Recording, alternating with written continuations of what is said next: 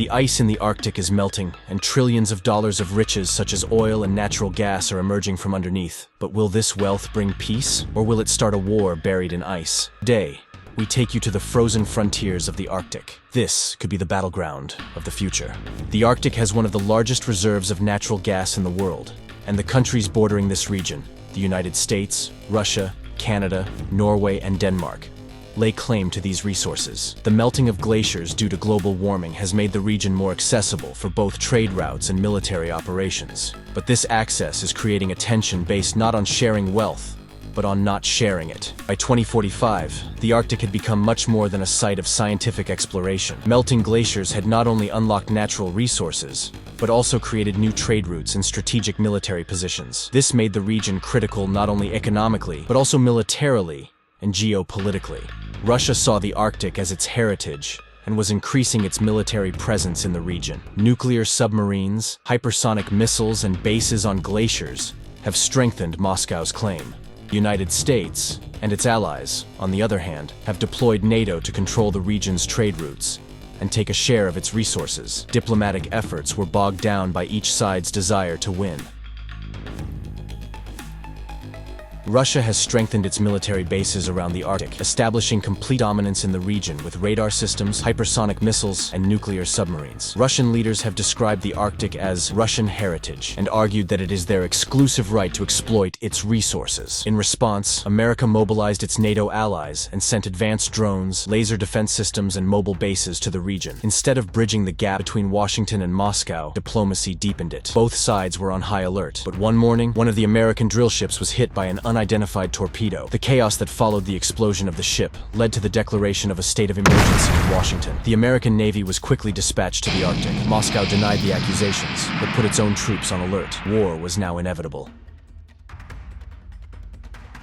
In the first week of the war, the silence of the Arctic was completely shattered by explosions that shook the region and missile trails that lit up the sky. Russia launched hypersonic missile attacks on American bases. As the icy ground shook, many of the bases were rendered unusable, but America's counterattack was swift and deadly. Stealth bombers targeted Russian Arctic bases. After the explosions, only smoke rose from the snow-covered bases. Both sides suffered staggering casualties, while soldiers in the region struggled to survive in harsh weather conditions. An American submarine attacked Russian destroyers under the ice floes. Torpedoes exploded in the depths of the water, destroying both the Russian ships and the ecosystem in the area. The intensity of the conflicts demonstrated how war affects not only human life, but also nature. In the midst of the fighting, the humanitarian tragedies of war began to unfold. An American submarine in the Arctic became trapped in the ice trying to escape Russian torpedoes. The crew struggled to survive on limited oxygen and food. As the captain tried to calm his crew, the growing tension inside the submarine led to demoralization. Meanwhile, on the Russian side, Yevgeny, a young tank commander, was stranded in a frozen field with his unit, which had run out of fuel. As the soldiers faced the danger of freezing to death, Yevgeny radioed for help to keep his fellow troops alive. But every minute that passed until help arrived tested the morale and endurance of the soldiers. As physical warfare continues, conflicts have moved into the digital world. Russia launched a large-scale cyber attack on America's energy grid.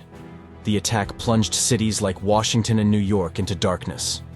As people rushed to grocery stores and gas stations, the U.S. government responded to the attack. America has disabled Russia's military communication satellites. This paralyzed the communication networks of Russian troops in the field. As cybersecurity engineers in Moscow worked to get the systems back up and running, one of them learned that his family had been evacuated because of the war. He was torn between his desire to protect his family and his desire to serve his country. Just at the height of the fighting, an unexpected polar storm began in the Arctic. High winds and snowfall brought operations on both sides to a standstill. One of the American troops is trapped in a melting glacier. While the soldiers were struggling with the freezing cold, one of the rescue helicopters broke through the ice and sank into the water. The surviving soldiers were struggling to survive in the freezing waters. The Russian submarines had lost their maneuverability due to the melting glaciers. As the crew faced the danger of freezing to death, one submarine captain ordered his crew to remain calm. But nature spared no one in this war.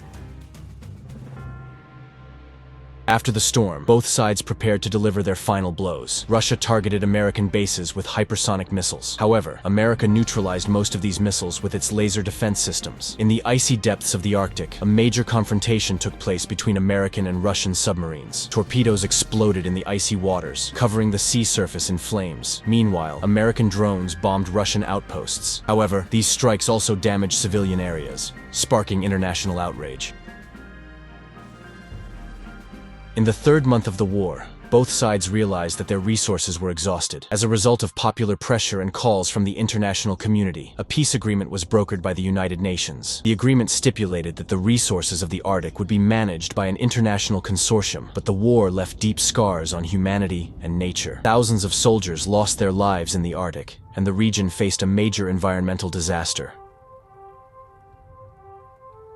The battle over resources buried in ice proved once again how inadequate humanity is to nature. The Arctic was not only a battlefield, but also a lesson for humanity. The world now had to face the consequences of this conflict. As new powers like China and India moved in to fill the void, the Arctic had surrendered to human greed. Now all that was left was to learn lessons or repeat the same mistakes.